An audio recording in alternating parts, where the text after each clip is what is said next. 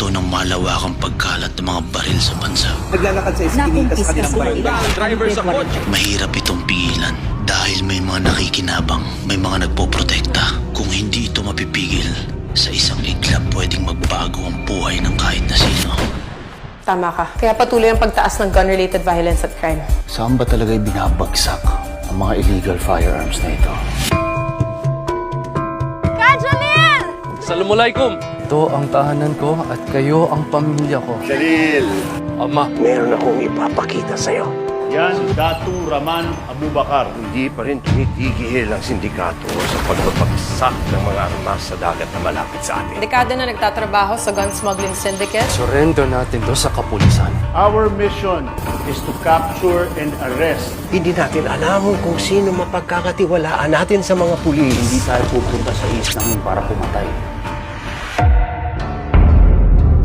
Walang nakakapasok na manggugulo dito sa atin. Kakain na tayo, ha? Parang may mali. Puro sibilyan dito. Mag-ingat pa rin kayo. Looks can be deceiving. Ano yun? Saan galing yun?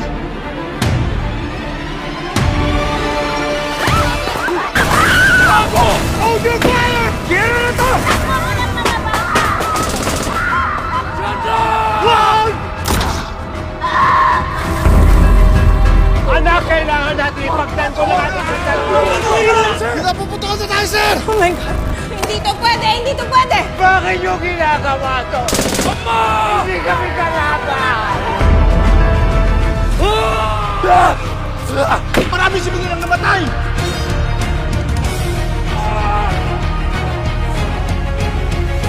Payapa kami namumuhay dito, pero ginugulo nyo kami! Hahayaan mo sila Marcos mamatay doon.